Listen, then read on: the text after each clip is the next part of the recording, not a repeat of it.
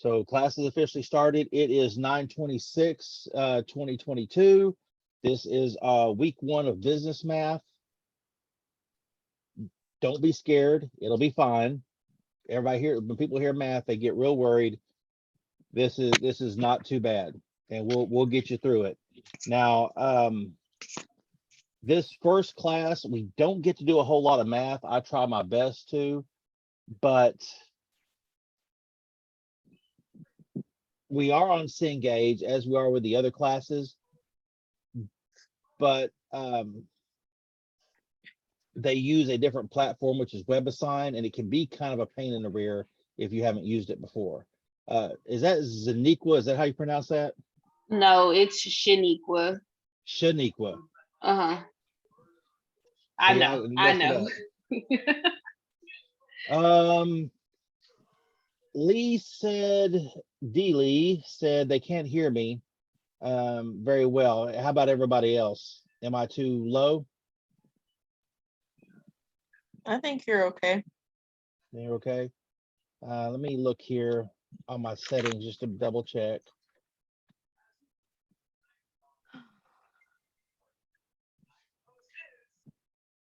No, that's my speaker. My mic. That's all I have on the mic. I don't have any more. Make sure.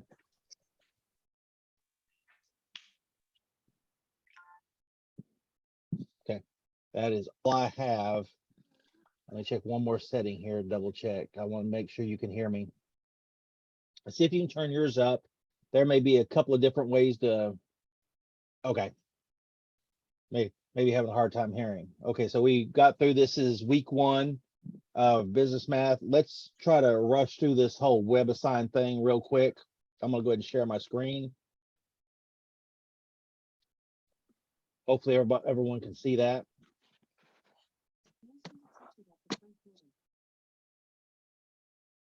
Yep.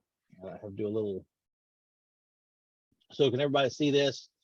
This is kind of what you'll see when you get on business math right here. As I click on it, and I believe I can go into student view here, so I can pretend to be a student, and this is what you guys are going to see. Under here, you'll see there's a link to the Zoom meeting, link to the syllabus, course expectations. This one here will have all my information on it. Best way to contact me is through email. If you get desperate, well, not desperate, but if you need me, a little quicker, here's the text and a call number. It's a Google number that goes to my phone.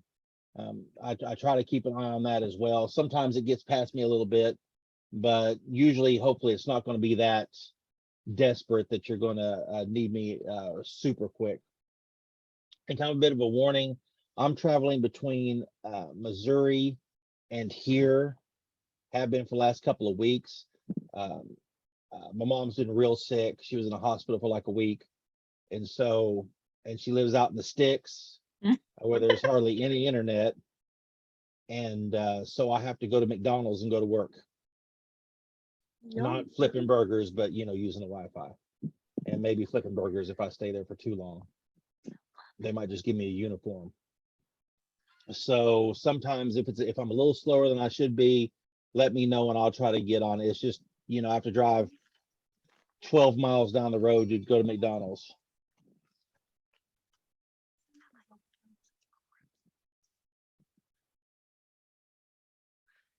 Sorry, someone is at my front door. My wife must be looking at it. All right, so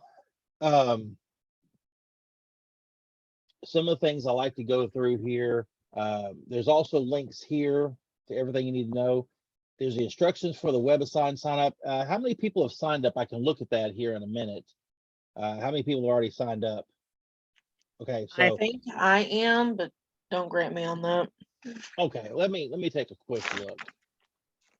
Yeah, I got in without any issues. Okay. Now, one of the issues we seem to have every once in a while is if you've been here before, as a student in another program, sometimes a month or two after you start this program, your Cengage subscription runs out. And if you run into something like that, let me know. It's usually an easy fix. Every once in a while it's not, but it's just an email I send to Cengage, and they can get you guys hooked back up with another year subscription.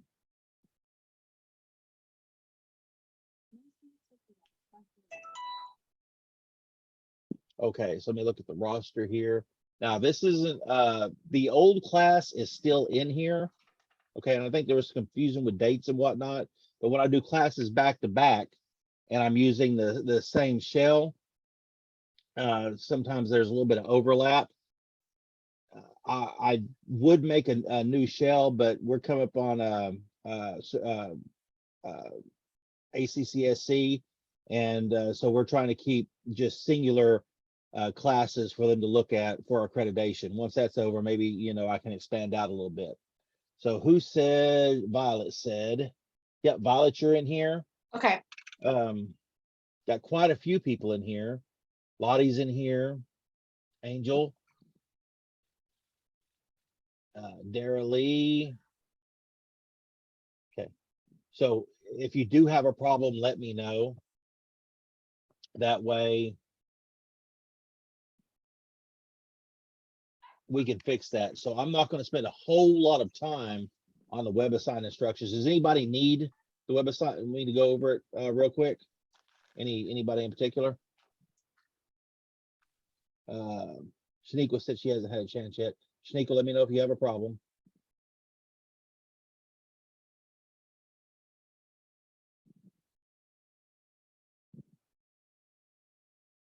All right, so no one needs to go over it right now. That's fine. If you find yourself in trouble, just let me know. I'll do my best. That's I don't know what that is, but I will try my best to help out. Online class for the next 4 weeks is gonna be at 7:30. There's a link here and link here. I think I already covered that. You can join me on Facebook if you want to. That's just a singular Facebook for my classes. And oh, I forgot my video, but I'll find it here in a moment. This is 21 tips for online courses. This is stuff we already know, okay, or should know, or probably know. And not a big fan of some of these articles, but this kind of gives you, it just puts it in your face and puts it in a form, where you can think about it and say, okay, these are the things I need to do to be successful in these courses. And one of the big ones, a lot of people have seen this already. One of my big ones is beat the deadlines. If you find yourself in that position where you're catching up, it usually becomes brutal really quickly. And you just don't want to get into that. So when you get a chance, spend 6 or 7 on Cengage. What was the question?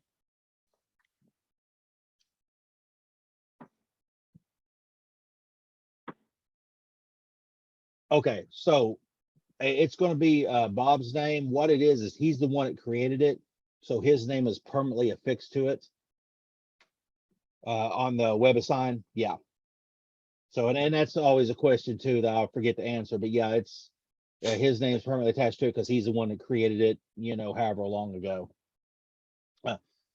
Ask questions. Okay. Send me an email if you need help. We're going to go over a few things here in WebAssign in a moment. If you can, study groups, whether if you do them together, online, or just by email, they help. 2, 3, 4 heads are better than one. That's how I got through, many classes, especially, when it was 4,000 level finance classes, or when I was in engineering school. We'd have study groups together because, it just helps. Sometimes people understand it, have a different way of explaining it than the instructor. And that just helps. Stay healthy, please. take regular breaks. You can only concentrate on this stuff for so long, especially the math. So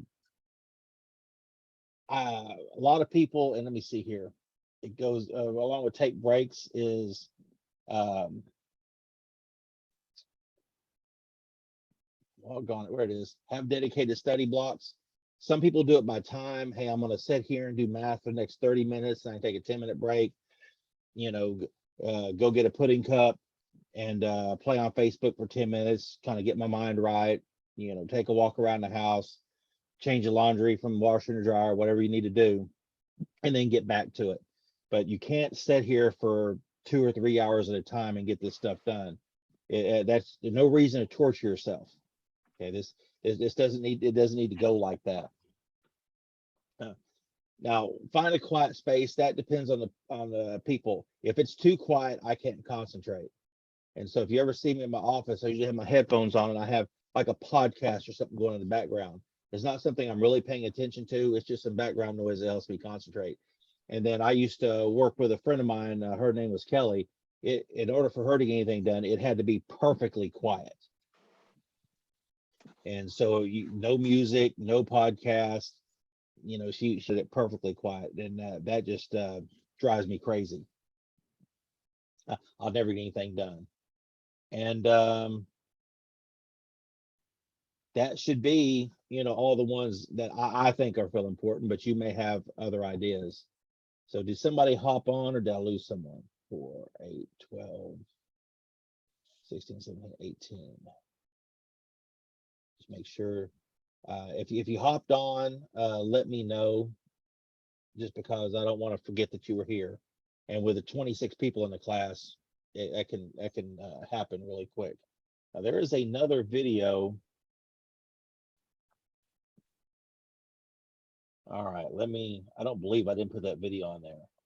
That is just crazy, but I can fix it because I have it on one of my other classes.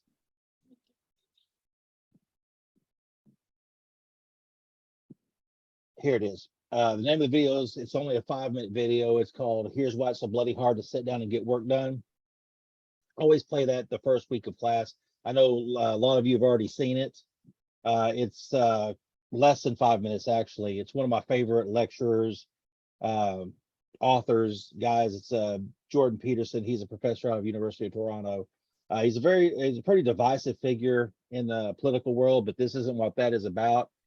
He just has as far as communicating and lecturing, he's got a very engaging way to do it.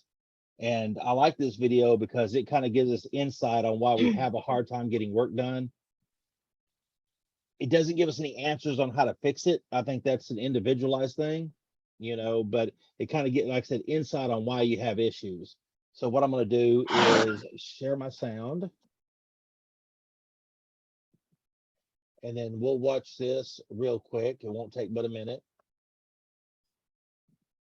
There's always going to be an ad though. Oh, that was pleasant.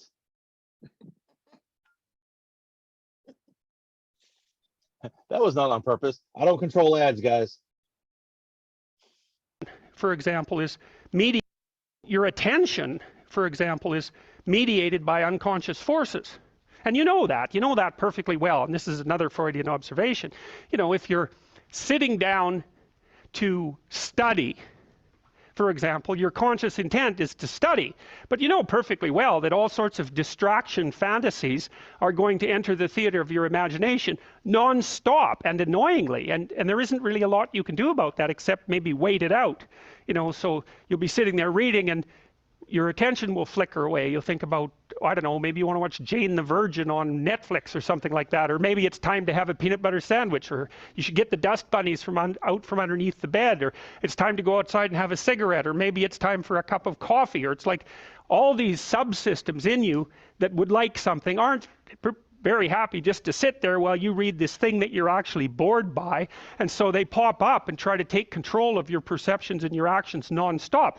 Maybe you think, well, this is a stupid course anyways, why do I have to read this damn paper, and what am I doing in university, and what's the point of life? It's like you can really get going if you're trying to avoid doing your homework, and And then you might think, well, what is it in you that's trying to avoid? Because after all, you took the damn course and you told yourself to sit down. Why don't you listen? Well, because you're a mess. That's basically why. You haven't got control over yourself at all. And no more than I have control over this laptop. Okay, so there's the memory function of the unconscious, and there's the dissolutive function. That's an interesting one. The unconscious contains habits, once voluntary, now automatized, and dissociated elements of the personality, which may lead a parasitic existence. That's an interesting one. I would relate that more to procedural memory. You know, so what you've done is practice certain habits, whatever they might be. Let's call them bad habits. And you like those things to get under control, but you can't. So maybe when you're speaking, for example, you use like and you know, and you say a lot.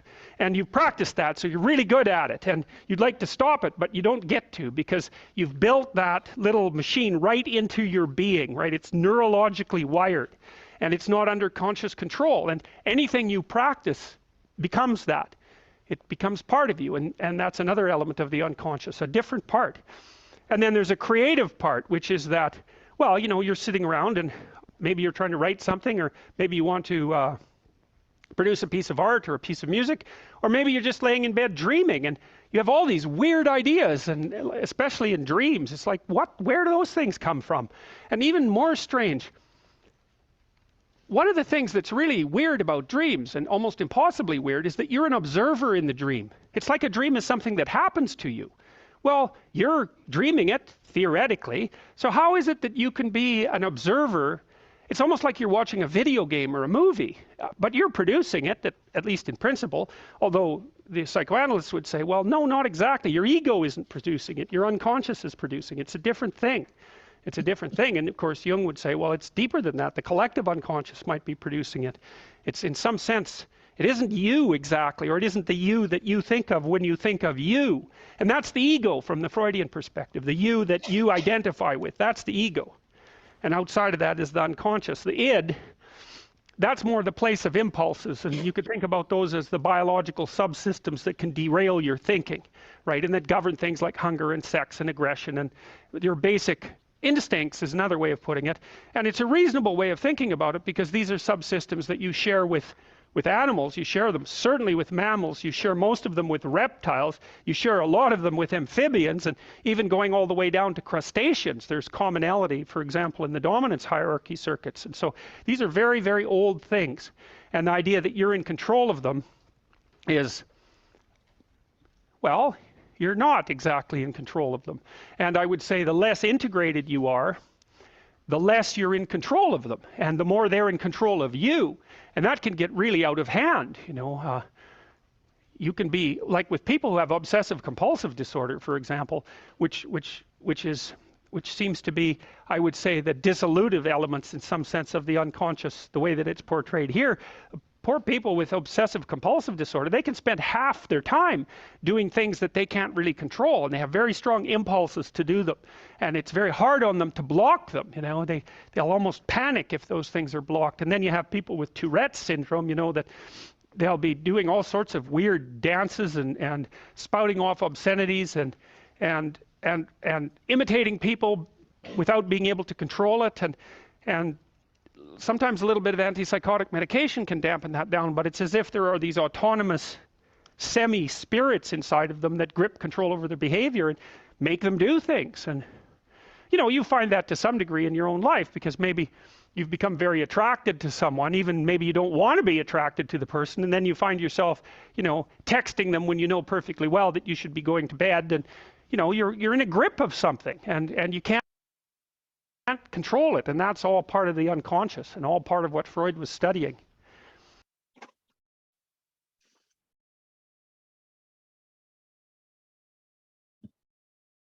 I know that was kind of a weird 5 minutes, and you don't really get any answers out of that.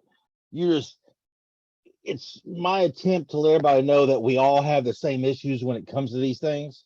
I'm here at the Apollo in London tonight. I have a all-access Q&A. There we go. We all have these issues. You'll find one of mine is, and he said in there, I say you know a lot. and I'm trying to break myself of it, but like he said, that is very, very, very super hard to break when you've integrated that in, you have like that, when it's integrated into your brain and it's just going to be a habit. It's like biting your nails or anything else. And what he didn't point out is habits can be broken. It just takes a lot of time. Procrastination is one as well. Although procrastination is a little bit different one. I believe that even high performing people have problems with procrastination. So you're not, like, once again, just so you know, you're not the only one. One thing we don't want to be caught here is you don't want to be caught behind trying to catch up. That's just brutal. And you'll be emailing me looking for extensions. You're going to get desperate because these 4 weeks will fly by. We're starting a class today. We will be out of this class after you blink. So just be careful. If you had classes here before, sometimes it goes really quick. Now on here, now once you get to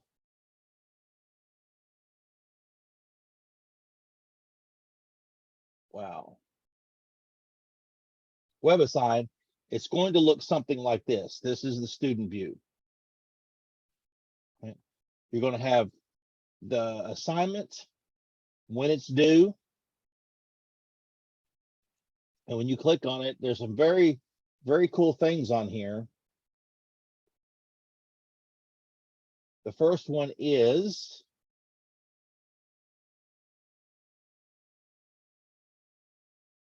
ask your teacher. So if you find yourself stuck on a problem and you need my help, if you click on that,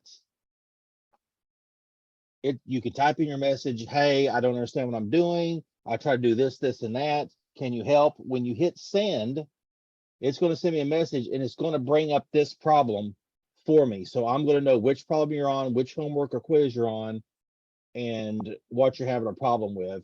And then I can reply with a message, send it back. I'm going to try to look at those messages first thing in the mornings, sometime after lunch, and then hopefully sometime in the evening. But I'll get to them twice, at least 3 times a day. So if you don't get an immediate answer, I understand, but I'm gonna try to keep a good eye on them. And that's a real good thing you can do, just so you know there's no problem. There's also, on some of these problems, they read it or watch it. So when you hit read it,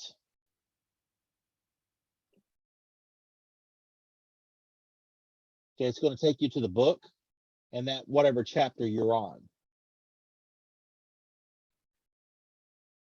And on some of them, not all of them, there's a watch it. So you can bring up a video and they will also. Here we have a number, and we'd like to write the word name. We've got the. That is very, very, very, very helpful. Also, as we all know, YouTube is your friend. You can find anything on YouTube. I learned how to rebuild the carburetor on my motorcycle off of YouTube. So I'm a good source. The book is a good source. These videos are a good source. Anything outside you can do. And then if you can get a hold of some of the other people in the class, they're a good source. And these first few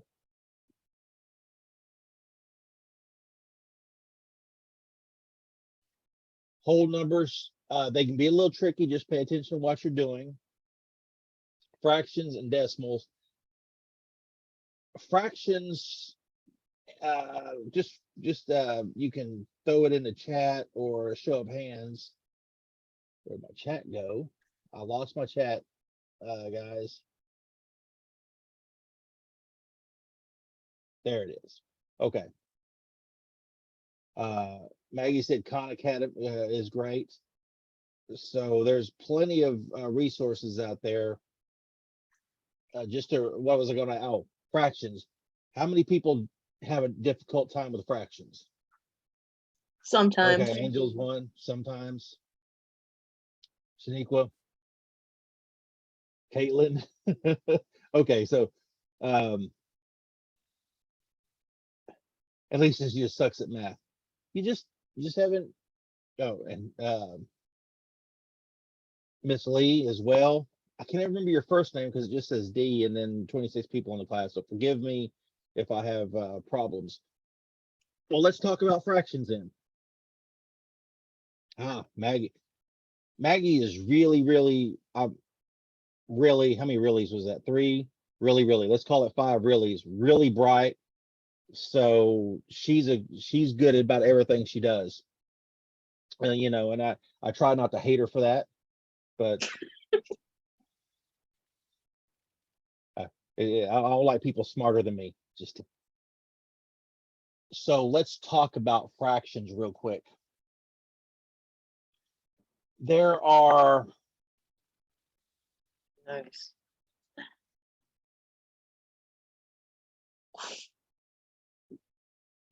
fraction rules are pretty easy.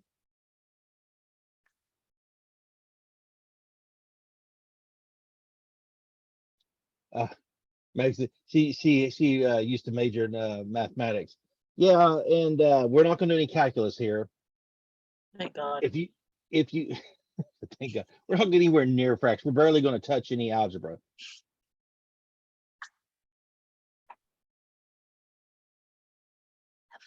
Yes, I'm trying to muddle through this. I'm losing my train of thought. There are just some pretty simple rules for fractions. The first one is if you have to add or subtract a fraction, if you need to add or subtract a fraction, you have to have a common denominator. What's that, Shaniqua? Is that a whatever? Loser? Oh. I have kids at that age, so you know, I remember them walking around as preteens, you know, whatever, loser. It was pretty irritating. When you're adding and subtracting fractions, you have to have a common denominator, and the denominator being the bottom number, right? Numerator on top, denominator on the bottom. The denominator has to be the same. So you have to do whatever you can to make it the same. I'm gonna show you a little trick here also, because work smart, not hard. But look at all the kitties. Yes, I haven't been home in 5 days, so.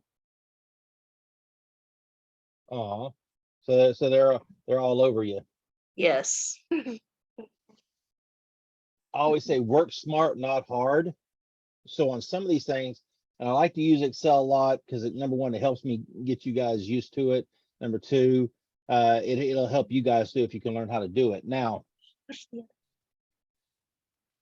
if you look here, if I type in 1/2, Excel's going to go ahead and call that 0.5. No, they're not. They're going to call it a what? Oh, they think it's a date. That's fine. The same thing, let's say 2/3. One of the cool things we do here in Excel is if I highlight these cells and I right click, and there is going to be a format option, format cells. I can call this a fraction.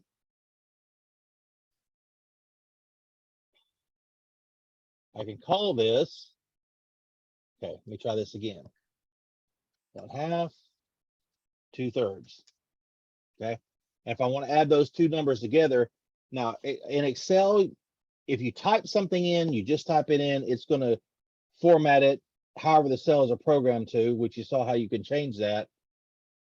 But also, it's just going to give you the information right here. If you wanted to do the math for you, hit the equal sign. Once you hit that equal sign, it's going to tell it knows that what's coming next, it needs to calculate. Also, as a shortcut, if you're a 10 key person, you can just hit the plus sign as well. And if I want to add these two together, I take that one plus that one, and it's going to go ahead and do it for me, 1 1/6. I can change this as well. Once again, I go to my format cells. When I right click on it, up to 2 digits. Okay. Now, also, if you want what they call an improper fraction, a proper fraction is the smaller number on top, the bigger number on bottom. Okay. An improper fraction has the larger number on top and the smaller number on bottom. Now, we need to realize that your normal fraction is representing a part of a whole, like 1/2. We do the whole pie thing. You cut it in half. We know what that looks like, right? Mhm. If the large number is on top, though, it means more than, it's going to be more than 1.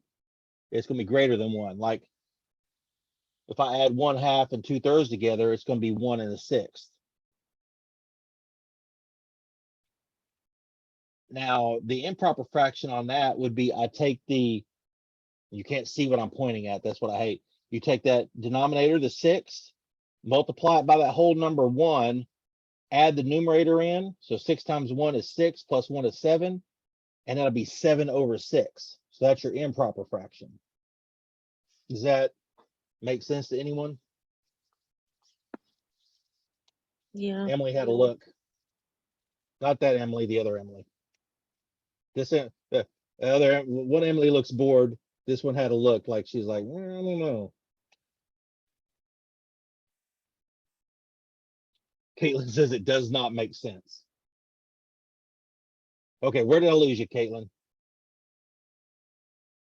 Emily's already lost. Just fractions in general. I don't understand them. And then how, Okay. like, why did you do the 6 times 1 and where did you get the other one? That's what I'm saying. I'm so confused. Okay. Hold on. I will fix this.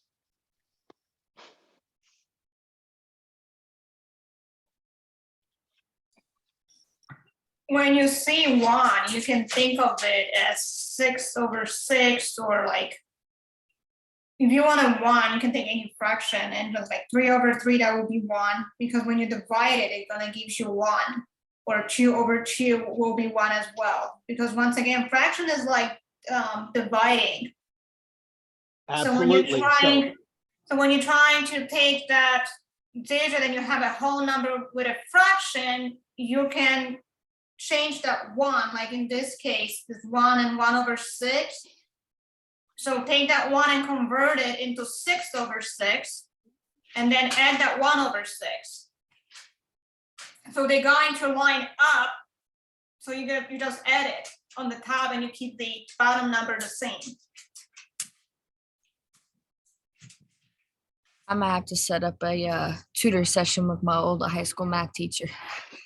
Well, what I'm gonna do is I'm gonna pull out the whiteboard here for you, and that may make it a little easier. I should already have this set up, but I had some people trying to get a hold of me from the previous class in between the 7 and 7:30, so I really didn't have a whole lot of time to do that besides grab something to drink and go. I'll make sure I'm better prepared next time. I may do it way beforehand.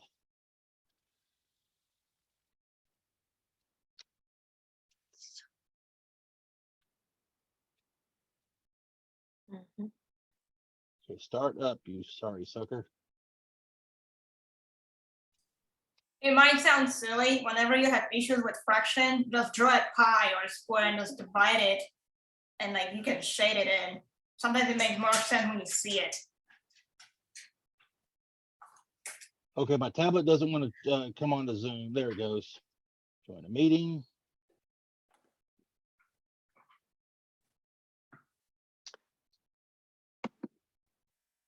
Okay.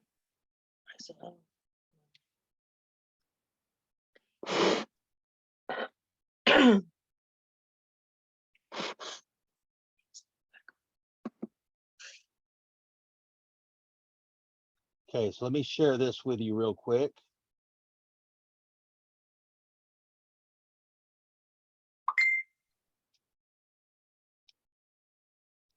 Okay, so can everybody see my whiteboard here? Yes. Awesome.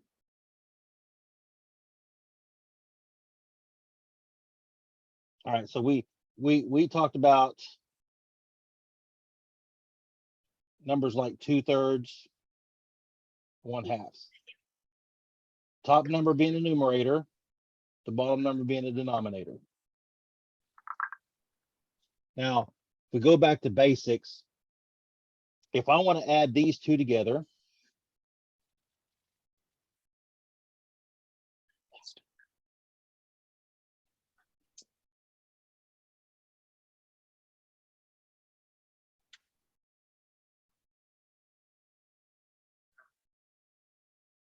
trying to, okay. If you're adding or subtracting, this bottom number has to be the same. It has to. If it's not, you're not going to get anywhere near the right answer. So we got to find out what 2 and 3 have in common. Can we agree that it was 6? Yes. All right. So what I have to do is I have to multiply that 3 times 2. Now here's the little kicker. Whatever you do to the bottom number, you do the exact same number to the top number. My old high school math teacher, Mr. Osmond, he used to get up on, it was a chalkboard back then. He'd get up there and he'd say, whatever you do here, right? Whatever you do to the bottom, you do to the top. He said, if you multiply the bottom times 2, you multiply the top times 2. Okay, 2 times 2 is 4. 2 times 3 is 6. Now, what we've done is we have not changed that number. We're just manipulating it where it makes it easier to work with, but we haven't changed the value at all. The value remains the same. And that's what we need to remember. Yes, ma'am. Just somebody, I saw somebody raising her hand. Miss Lee, is that you? Did you mean to?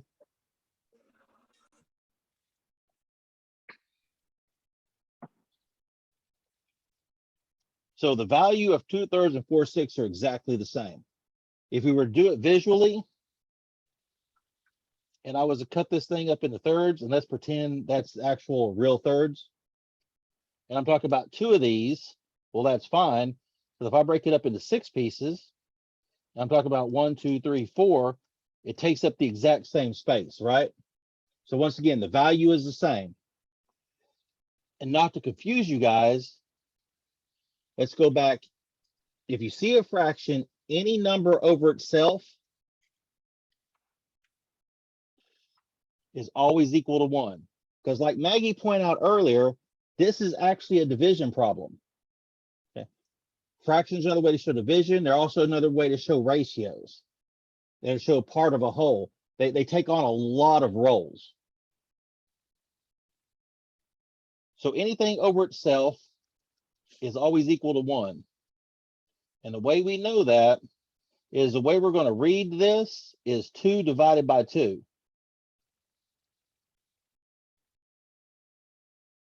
Okay. Same thing here. This is going to be 2 divided by, if you do 2/3, 2 divided by 3. And if we do our good old fashioned long division here, 3 will go into 2 0 times. We bring our 2 down, bring a 0 down, that becomes 20. How many times will 3 go into 20? 6 times, 18, 2 left over, bring a 0 down. So what you're going to end up with is 0.66666 going on forever, right? We round it up to 0.66667. So has anybody seen that 0.666 going on is actually 2/3, the decimal equivalent? Mm-hmm. So like I said, and what we're doing, we're manipulating these numbers. We don't want to change these values. Let me get back to this one. Now, I have to multiply this 2 on this one times 3 means I have to multiply what's on top times 3. I just do. 3 times 3, 3 times 2 is 6. That way I add those top numbers together, that becomes 7. Our denominator remains the same. Denominator remains the same. English is hard. That becomes 7/6. Now somebody said, How did it got 1 and 1/6? Well, remember what we said a while ago is this is actually a division problem. We call that 7 divided by 6. 6 will go into 7 one time. That leaves me 1 left over. Turn it back into this mixed number. I bring my 1 up. Take this 6, move it over. It becomes 1 and 1/6. So 7/6 and 1 and 1/6 are the same number. It's just a different way of looking at the same number, which anybody have a problem with that? Now, Nope. also, oh, I didn't even wait, did I? Does anybody slow No, me down if you need? I better understand when you explained it like that. Okay, awesome. I'm still confused, but I'm gonna get with my calculus teacher from high school and have a tutor session because Okay. Well, and if you don't mind me asking, because here's the thing, got a lot of people in here. If one person has a question, there are probably 2 or 3 other people have the same question. They're not going to speak up. So where are you confused, Angel? I honestly have no idea. Like I have not done fractions since like sophomore year of high school. So I'm like bamboozled. That was like 6 months ago for you. No, it wasn't. I graduated a year ago, like a year and a half ago. I was way off, guys. Actually, Angel's local. Her and I live in the same town, and she works at a local place. So I give her a hard time. So don't think I'm picking on her, which He's I may be picking on me. kind of. All right. Same rules apply with subtraction. Now you go back to my same one. Oh, no, I'm erasing. That's why it's not writing. Oh, God bless America. There we go. 2/3 minus 1/2. The process is going to remain the same. Multiply this times 2, this times 2. Now, that's kind of a fraction there, isn't it? Remember when I said 2/2 is equal to 1? The way I can get away with doing this and saying that we're not changing. Right, doggone you, right. That the way we're not changing the value is I'm just multiplying one fraction by another fraction, and this fraction happens to be a version of 1. So I'm just multiplying it by a version of 1, and we know anything multiplied by 1 is itself, right? Mm-hmm. That's why we're not changing the value. I don't want to confuse people with that. So 2 times 2 is 4/6. We bent this minus 3/6. Except this time, and remember, our denominator is going to remain the same. 4 minus 3 is 1. So 2/3 minus 1/2 is 1/6. And think of fractions. How many people cook or bake? Yep. Okay. Well, Angel, you got to know fractions, I right? actually don't follow directions. I just wing it and hope it tastes good. Oh, you're my wife. I It usually always tastes good, so we're fine. Hey, there you go. Is that what your guy tells you? Because that's what I tell my wife too, even when it's horrible. You know what? I don't have one, so I don't have that problem. Bada bing, bada boom. I don't need a man. Well, I won't lie. I need my wife, or I'd never. I probably wouldn't be alive right now if it wasn't for her. Okay. My husband will starve unless I cook. Oh, I wouldn't starve. I can cook. I just spent my entire life being reckless and dumb. You know, I would have ended up. Yeah, it would have been bad. It would have been bad. So, common denominator on these adding and subtracting.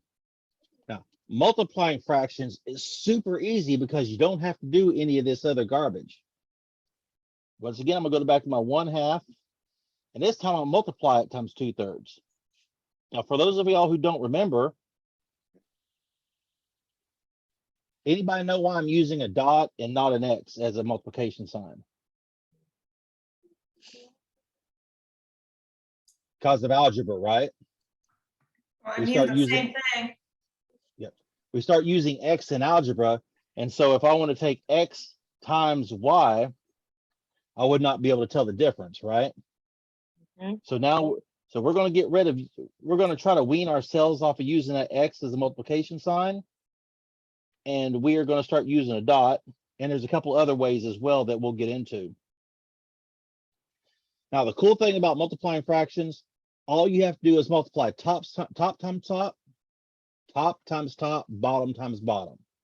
1 times 2 is 2. 2 times 3 is 6. Now, this brings me to another thing. 2, 6 is a nice answer. But if you notice something, 2 and 6 have something in common, right? Mhm. They have the number 2 in common. Yep. So if I divide that by 2, I have to do the exact same thing to the bottom, right? Mhm. Just like multiplication, divide that by 2. Then my answer 2 divided by 2 is 1. 6 by 2 is 3. 3. So actually, this is not a bad answer. This is the better answer. And depending on the problem, they're going to ask you to reduce that down. So you have to realize that many of these numbers have something in common. It may not be really obvious sometimes, but this one is. They have 6 in common, right? Mhm. Divide that by 6, divide that by 6, which gives me 1/4. And value-wise, 6/24 and 1/4 are the exact same number as far as value goes. We're just able to manipulate them a little better. Now, if you come across one, and I'll use 6/24 again, and you're like, man, I can't really tell what they have in common. We can take baby steps.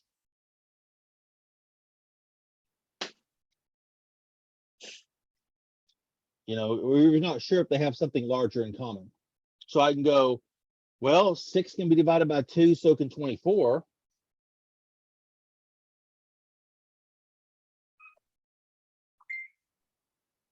Which gives me 3/12. And guess what? 1/4, 3/12, and 6/24 are all the same number, right? Mhm. Well, then I go, well, crap, they have 3 in common, don't they? Stop it. Divide both of them by 3, and I end up back at my 1/4.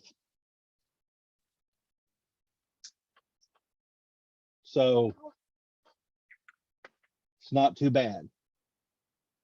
Now, one more, which is dividing. The rules, once again, dividing fractions are a little bit different.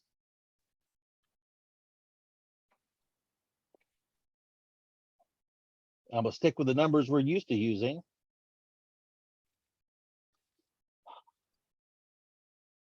Pen's got a button on it I keep pressing.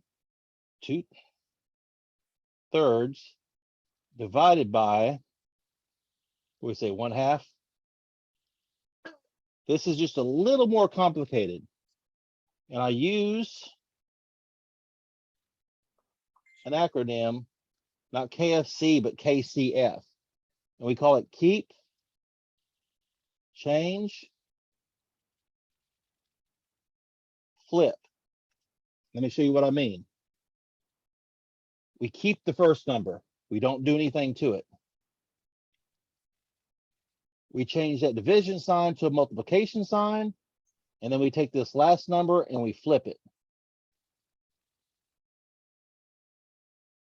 2 times 2 is 4. 3 times 1 is 3.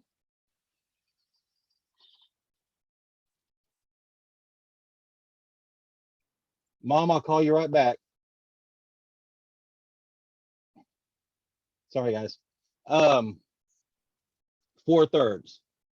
Right. Now, remember we talked about improper fractions with a larger number on top, which means we're dealing with a number greater than 1, right? Mhm. So this is actually 4 divided by 3. 4 divided by 3. It'll go in 1 time. With 1 left over, I can bring my 1 up, my remainder of 1, put my division, my fraction sign here, which is kind of ugly. Take my 3, put it back there. So that's 1 1/3. And if you want to change it to a decimal, we can just keep bringing it out. 4 divided by 3, going 1 time with 3 left over, 1. Now, remember, if you see a whole number like 4, we don't write it, but there's an understood decimal at the end there. It's there. We just don't write it because it's unnecessary. And we can follow this by an unlimited amount of zeros, because 4 is the same as 4.0, which is the same as 4.00, 4.00. And if you think about it like money, right? If you have $4, you can write $4, or you can write $4. It's the same thing, isn't it? Yes. So what I do here is I realize I have an understood decimal point here, and I bring that straight up to right here. And I have these zeros. Keep erasing that. I have these zeros coming out here. So we have 1 left over. Okay, 3 can't go into 1. I bring down my 0. 3 will go into 10 3 times. 3 times 3 is 9. 1 left over, as you see, and we're getting another repeating decimal, right? Yes. Okay. Now, so let me look here. 4/3, 1 1/3, and the way we denote that we have a repeating decimal here is over one of these numbers, and we don't have to do very many.